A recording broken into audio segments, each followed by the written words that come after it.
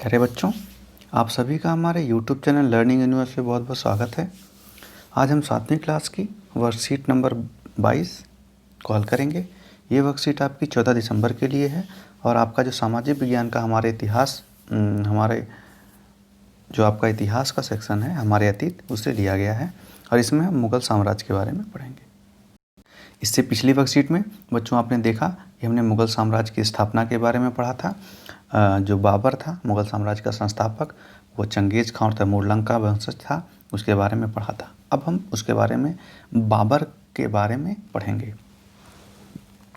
प्रथम मुग़ल शासक बाबर था।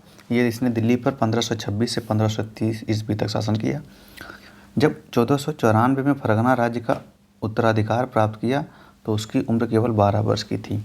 यानी इसका जन्म फरगना में हुआ था। इसके पिताजी, फरगना एक राज्य था, वहाँ के शासक थे और जब ये 12 वर्ष का ही था तो इसके पिताजी की मृत्यु हो गई।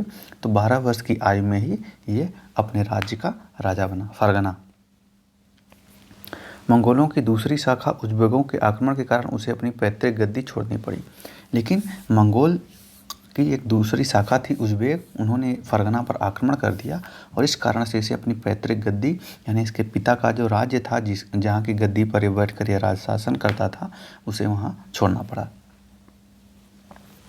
और अनेक वर्षों तक इधर उधर भटकता हुआ 1504 ईस्वी में इसने क्या किया, काबुल पर कब्जा कर लिया।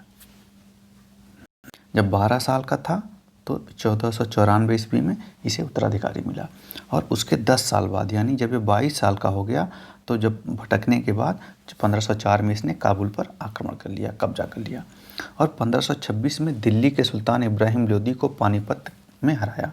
आपको पता है पानीपत का जो प्रथम युद्ध हुआ था, पानीपत पे 3 युद्ध हुए थे। पानीपत का प्रथम युद्ध जो था वो बाबर और किसके बीच में हुआ था, इब्राहिम लोदी के बीच में हुआ था। कब हुआ था, 1526 में। ये बहुत महत्वपूर्ण तिथि है, इसे बच्चों आप याद रखना। और दिल्ली और आगरा को अपने कब्जे में कर लिया। तो दिल्ली का जो शासक था उस समय का लोदी वंश का इब्राहिम लोदी था। तो जैसे ही उसको हराया तो उसने दिल्ली और आगरा पर कब्जा कर लिया।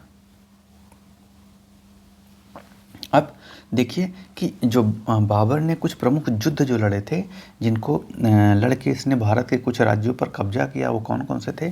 तो 1526 में पानीपत में मैदान में इब्राहिम लोदी एवं उसके अफ़गान समर्थकों को हराया। क्योंकि इब्राहिम लोदी का समर्थन कौन कर रहे थे, उसके जो अफ़गान समर्थक थे, तो उनको हरा के इसने दिल्ली पर और आगरा पर कब्जा कर लिया। 1527 में खानवा में राजपूत जो राजक थे, राणा सांगा और राजपूत राजाओं की जो समर्थक सेना थी, उसको हरा के इसने राजपूत राजाओं पर को अपने कब्जे में कर लिया। इसके बाद 1528 ईस्वी में भी इसने चंदेरी का एक युद्ध हुआ था, उसमें राजपूतों को हराया था।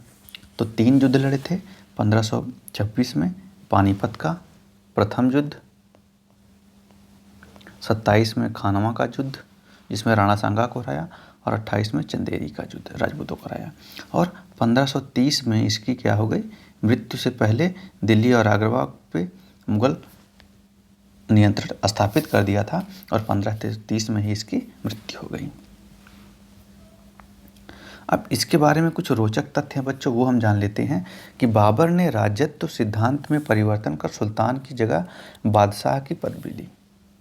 यानी बाबर ने क्या किया था, पहले बच्चों आपको पता है जो राजा होते थे वो अपने आप को सुल्तान मानते थे। यानी वो मानते थे कि वो राजत्व सिद्धांत, यानी उनके जो है मतलब वो जन्मजात हैं और क्या बोलते हैं, उनका जो पद जन्मजात है। और ये मानते थे कि जो राजा है उसमें जो है जो उनका धर्म का जो मूल है, जैसे भगवान हमारे यहाँ है तो अल्लाह का एक नुमाइंदा है, उनका एक नुमाइंदा बन के वो शासन कर रहे हैं। लेकिन इसने क्या किया, उस चीज़ को परिवर्तित करके बादशाह की पदवी ली। बाबर ने भारत में प्रथम तोपों का इस्तेमाल किया था। तो सबसे पहले बच्चों आप जान लीजिए, भारत में तोप का इस्तेमाल किसने किया था, बाबर ने। बाबर तुर्की भाषा का अच्छा जानकार था। आपको पता है कि बाबर ने जो अपनी आत्मकथा लिखी थी तुझ के बाबरी, वो किस भाषा में लिखी थी, तुर्की भाषा में। तो इसे तुर्की भाषा बहुत अच्छी आती थी। तो आप बाबर के बारे में भी जानिए। और बाबर की मृत्यु 1530 ईस्वी में हो गई। तो बच्चों हमने देखा, आपने बाबर के बारे में पढ़ा। कब आपको पता है 1494 में 12 वर्ष की आयु में उसके पिताजी की जब मृत्यु हो गई तो फरगना का शासक बना।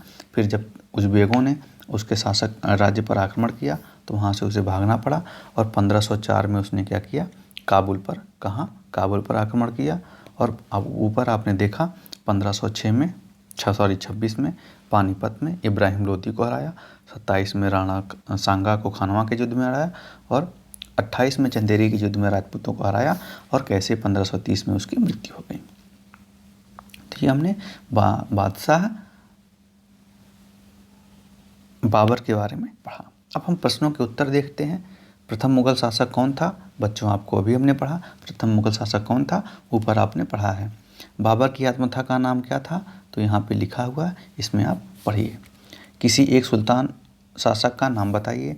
अब देखिए, बाबर ने जब बादशाह की पदवी ली, इससे पहले सुल्तान होते थे।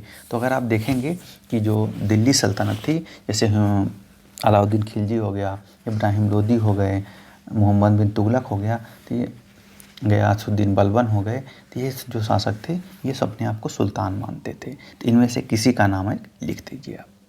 तो प्यारे बच्चों, ये आज आपकी वर्कशीट यहाँ समाप्त हुई 7वीं क्लास की इतिहास की। बहुत ही रोचक थी, इसे पूरा देखिएगा और देख के इसे करके इनके जो वर्कशीट है करके अपने कक्षा जो विषय अध्यापक हैं उनसे चेक कराइए। वीडियो देखने के लिए आप सभी बच्चों का बहुत बहुत धन्यवाद।